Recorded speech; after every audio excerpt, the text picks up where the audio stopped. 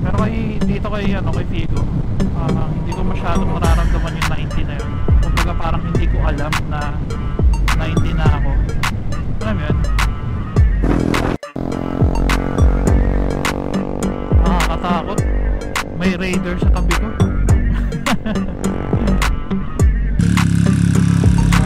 Rider to.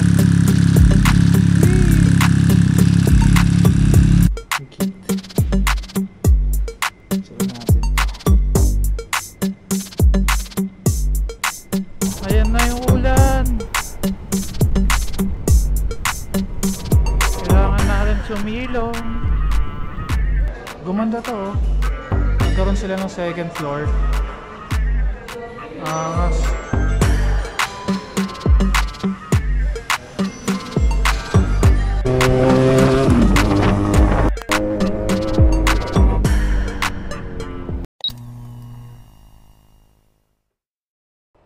Hello guys, good morning.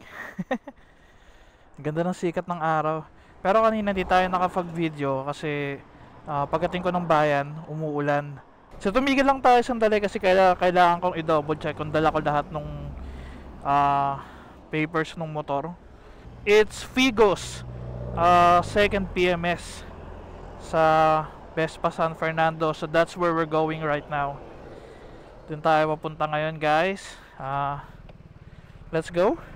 Para hindi tayo abutan ng ulan kasi sabi sa weather app uulan daw ng between 1 PM to 3 PM sa San Fernando. So dapat nakaalis na tayo ng San Fernando during those hours, no? So yeah, samahan nyo ako sa second PMS natin guys. And as always, bibigay tayo ng mga feedback tungkol sa performance ni Figo before and after ng second PMS, no? So hindi lang pala PMS yung gagawin natin today. Tatry din natin silang kausapin about sa estimation ng mga papalitan kay Figo kasi inaayos ko na yung yung sa insurance niya, sa insurance claim. Yung yung pintura sa tropa natin ipapagawa kila Amir sa Perfect Finish. So sa kanila ko kukunin yung estimation nun, but yung para sa replacement side mirrors tsaka sa leg trim kailangan dun sa Vespa. So hindi ko alam kung paano yun kasi parang magiging dalawang resibo yun or something. I don't know how's that gonna work. So kakausapin natin yung Vespa at tsaka yung sa insurance din. Pero nung nag-email ako sa insurance naman, sinabi ko naman sa kanila yung gusto kong mangyari. Hindi ko sure kung naiintindihan nila or kung in-acknowledge nila kasi ang reply lang sa akin is kung ano yung mga requirements. Ganun lang. So chill ride lang naman tayo today, hindi naman tayo nagmamadali. Although nabanggit ko nga kanina na possible na umulan sa Pampanga, pero hindi natin i-compromise yun, no? Yung safety. Kaya tamang ride lang tayo. So as always guys, napaka-smooth. Water is smooth. I mean, kung ikukumpara ko sa pakiramdam nung yung Panaraya ang dala ko, ibang iba yung feeling dito kay Figo. Kay Figo hindi ka matatakot kasing magmabilis. Ewan ko sa akin lang kasi may mga kilala naman ako na mga walwalan din magmaneho ng Panaraya, pero ako kasi natatakot ako. Pero dito kay Figo, hindi ko nga nare-reach yung 90 sa Panaraya ko eh. I mean, na-try ko once, pero dito kay Figo, hindi ko masyadong nararamdaman yung 90 na yun. Kumbaga parang hindi ko alam na 90 na ako. Alam mo yun? Yung ganong feeling. Ganon siya ka-stable. Gas consumption, I'm not sure, pero parang same lang naman. Hindi ko malala kung ano yung pinost ko, na nag-update ako sa isang comment dun sa isang video ko na nagtanong ng gas consumption average. So nagpost ako ng comment like an update na nung nagsukat ako, and hindi ko lang maalala kung ano, pero parang 42 kilometers per liter ata yung sinabi ko dun. So ano yun chill mode yun. Tapos ang alam ko yun yung bumiyaya ko ng Pa-Angeles din. But pag mix riding, sa naalala ko parang 38, 39 kilometers, ganyan. Pag medyo piga ka ng piga. Ganon. Pero kasi yung sa gas consumption guys, medyo subjective yun kasi ayun nga, depende sa riding style, tsaka syempre sa weight mo din, no? Kung may angkas ka or kung wala, kung magaan ka or mabigat, parang ganun. Tapos ang alam ko, possible siya na ma-optimize pa after ng, or mas tumipid pa after ng second, third PMS, ganun. So parang ganun kasi yung na-experience ko kay Panarea dati. So I don't know, so far wala naman tayong nagiging problema kay Figo, and I'm not expecting din na for a 6-month-old motorcycle magkakaroon agad ng problema, lalo na premium brand, di ba? But still may mga minamalas talaga. So swertehan na lang tayo, no? Although there's one thing pala, ito naman hindi ko sure, hindi ako 100% sure kung medyo napapraning lang ba ako or what, pero medyo parang mabigat nga kasi yung manibela niya. Pag tumatakbo ako ng ganito at mabilis, okay lang. Yung yung pag nag-slow down ka, pag nag-let go ka sa throttle, like ganyan, nag-glide ka na lang, parang ang bilis niya mawala sa balance, na kailangan mo ng i-ganon i-left right yung i-steer yung manibela mo. Tapos ramdam na ramdam mo siya lalo kapag traffic, pag approaching ka sa full stop, yan, tsaka pag may angkas. Ayun, so sinabi ko sa kanila yun, kachat ko yung sa, oh my god, ang lalim nun kachat ko yung sa maintenance, sinabi ko yung ganun, tapos sabi niya check na lang daw nila. Premium to. Oh my god,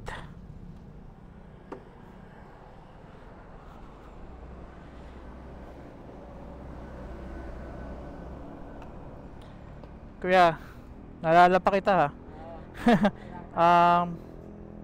Ilan ba? 200 muna. Premium ako. May undox pa nga may din, Siomai House o Siomai King, hindi ko alam. Hindi ko maalala.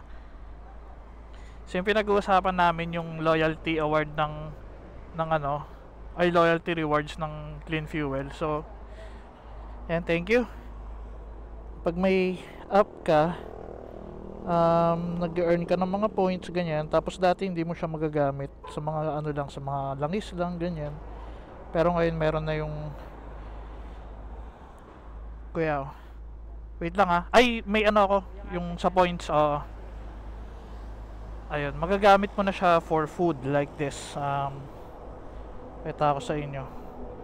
Tsaka ito na din yung gagamitin natin mamaya guys, kakain tayo pag magla-lunch. Sira. Ayan, nakita nyo na yung pin ko. Ayan rewards, and then go to rewards catalog, and then diyan, voucher. San McDonald's. Diba? Dati walang silbit yung 676 points natin.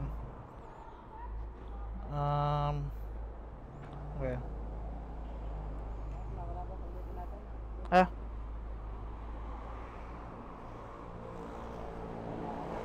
thank you. Galing no guys. Sa ano, sa Shell, yung points mo magagamit mo for gasoline, ganyan. Dito sa kanila, sa ganon. Dati sa mga ganyan walang siya magagamit, yung bibili ka ng langis na ganyan, motol. Pero ngayon saya, 'di ba? Pwede na siya sa pagkain. Kaya guys, mag clean fuel na din kayo. Mura lang dito, tingnan nyo. Premium is 58.55. Kasi mahal ng ano eh. Ang mahal nung ano natin, mga malalaking gasoline station dito, like yung Shell, Petron, Caltex, ganyan, ang mamahal. Lalo na yung Shell. 70 plus yata. Eh, ayoko naman nung basta-basta ano lang, gasoline station lang. Gusto ko yung medyo tiwala talaga, yung alam kong malinis. And si Migs dati sa clean fuel talaga siya. So ayun,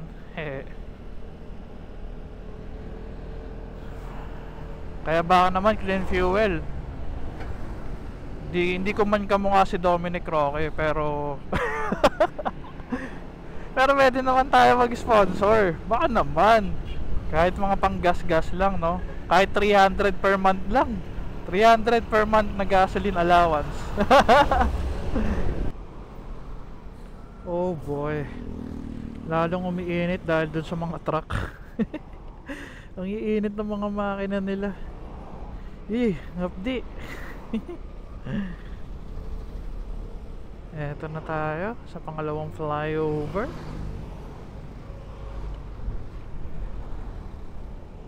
Bakit?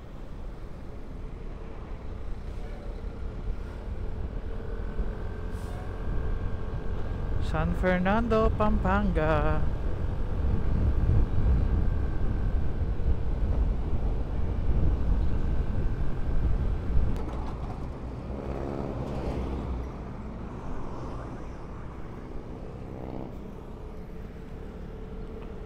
Okay, here we go. Makakapagpahinga na din sa wakas.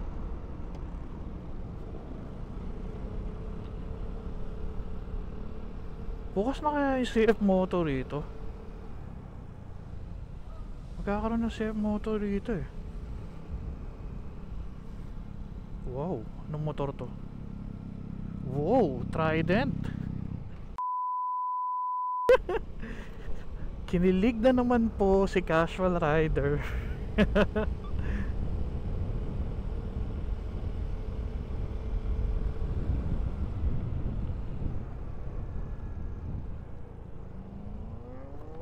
Wow, mayroon tayong naririnig. Trident to, Trident to. Oh my gosh. Yeah man.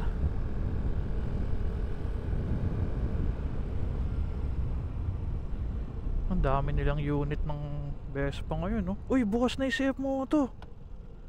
Ayos, makakatingin tayo na CF Moto, guys. Tingnan natin yung MT. Okay, here we go. Nako, nagtutunugan ng mga Trident.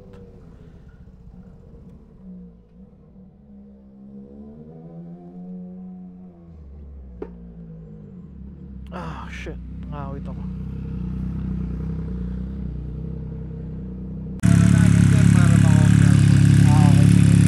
Ay, sa mga ano, test unit ba to mga to?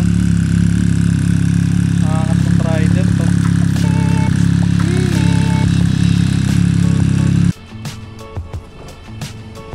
Okay naman kuya. Pwede naman sir, mag-test drive mo yung Shit. Scrambler 400. Grabe. Ganda. Oh, speed 400. Oh man.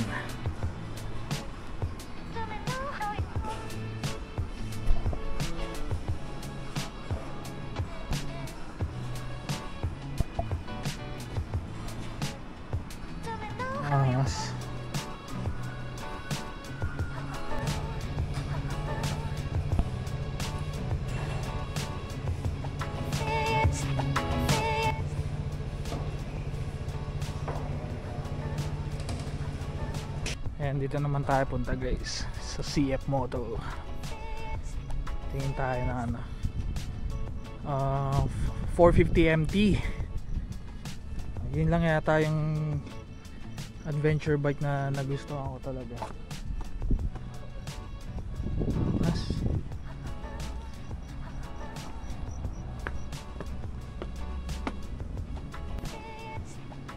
CLC 450 NK. Ay, Papio. Ang cute. Sila natin to.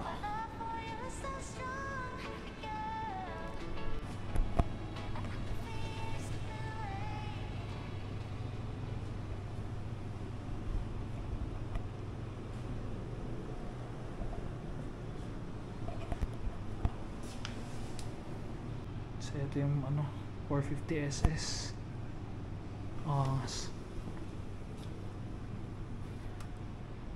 Pero mostly walang nabago.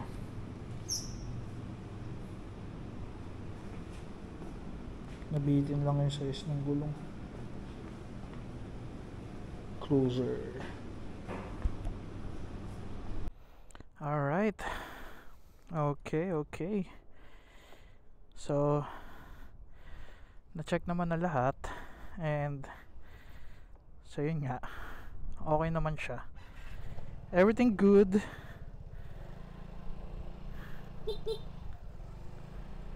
Everything's peachy. Yan, bagong langis, sarap. Ayan guys,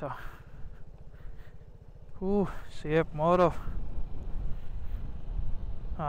Ina-adjust din nila yung brakes, tsaka nahanginan ng ating gulong kasi malambot daw. So yeah, everything's good. Napasilip ko naman yung mga gusto ko ipasilip. Hindi lang natin na videoan kasi nabisi tayo kakatingin ng Triumph tsaka na CF Moto. Grabe, napaka solid talaga. Tapos yung quotation or estimation ng prices ng mga papalitan, like side mirrors and then yung sa leg trim, i-email na lang daw nila sa akin. So yeah, okay na yun. Within 2 days daw, or maybe tomorrow, ganyan. So goods na yun. Yeah, okay naman lahat. So productive naman na naging lakad natin today. Hindi ko lang sure kung pupunta pa ba ako ng Angeles kasi inaantok na ako. Pero syempre bago ang lahat, mag-lunch muna tayo sa McDonald's. Ang ganda talaga ng takbo ng motor pag bagong langis. Yung gear oil natin okay pa daw malinis pa daw siya. So ang binayaran natin is 2,280. So medyo mas mahal siya ng 200 kaysa sa ibinayad ko nung unang PMS.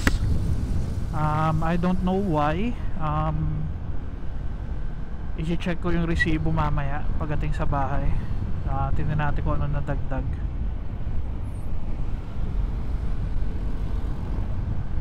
So medyo may kamahalan talaga ang maintenance ni Vespa, no? Ang pinakamahal dun is yung 1,000 something na maintenance period na nakalagay, na binabayaran mo. Nakalagay sa resibo is maintenance period 1,000 yun. Tapos yung langis, and then may miscellaneous na 500. So I don't know what that miscellaneous is, kasi ang sabi nila is yung mga oil filter, mga ganyan is dapat libre.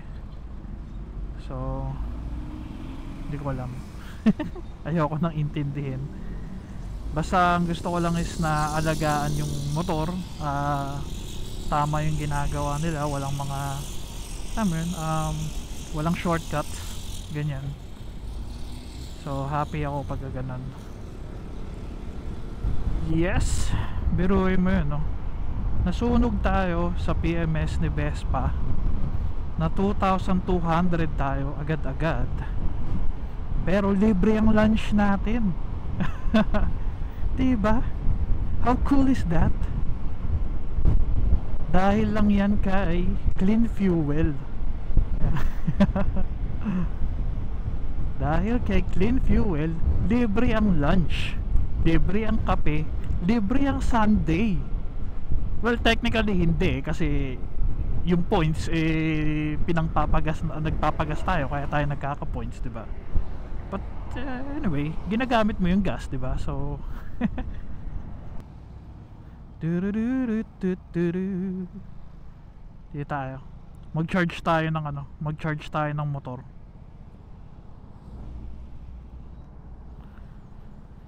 Yep.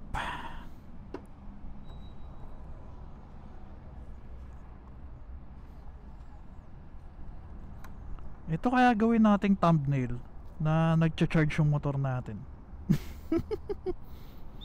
Next time di na tayo bibili ng ganito. Tatabi na natin, tapos dadalhin natin kapag nagpa-PMS tayo. Kasi feeling ko mahal din to para bumaba yung cost ng PMS natin. Okay, so here's how it works. Punta ka ng McDo, tapos pipili ka ng food mo dyan, then re-redeem, tapos mag-text sila ng code that looks like this. So yan, tapos itong code na ito ipe-present mo dun sa cashier, and then yun na, may free meal ka na kung ano man yung ni-redeem mo dun. Yan. Kain. Siyempre order pa tayo ng coffee after. Pauwi na tayo na ito ngayon. Bago tayo abutan ng ulan, kailangan nating magmadali ng konti. At malakas daw ang ulan sa Olongapo. Pero may dadaanan pa tayo kasi dun sa Perfect Finish bago umuwi. Dadaan ko na yung repair estimate para minsan ang baba. Oh my gosh, umaambon.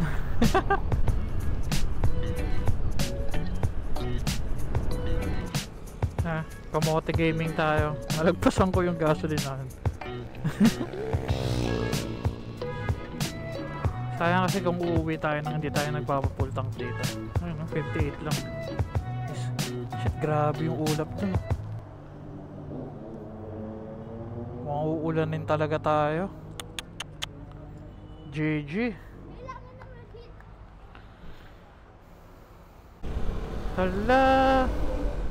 Ayan na nga ba sinasabi ko. Ayan na yung ulan. Kailangan natin sumilong. Lumalakas siya.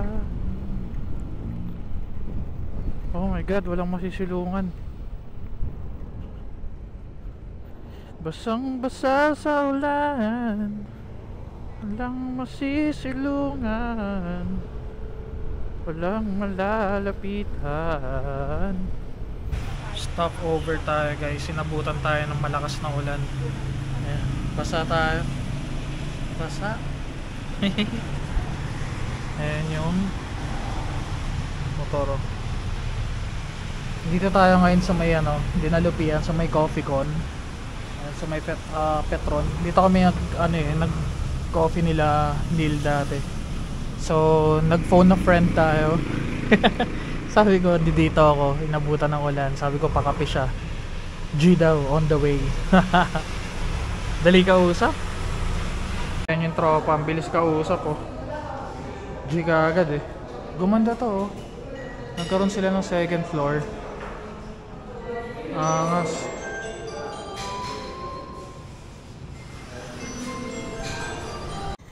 Okay, let's go. Medyo maambon pa, pero kailangan natin gumalaw kahit papaano para hindi tayo gabi ng todo. Oh my god, ang lalaki ng patak. Oh yes, oh yes, oh yes. Oh my god. May stranded talaga tayo na ito. Kailangan ko nang tumabi. Lalaki ng patak.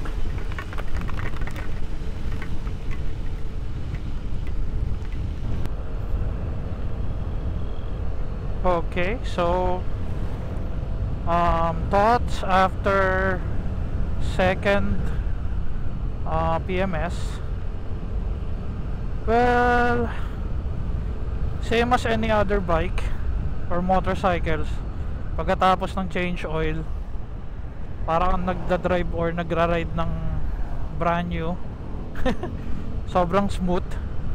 Tsaka ang responsive lalo nung motor. So, ganun din yung feeling sa kanya. Parang lakas-lakas. Wala pa tayong maayos na tulog. Kaya pagdating ng bahay, siguro nap ng at least 1 hour,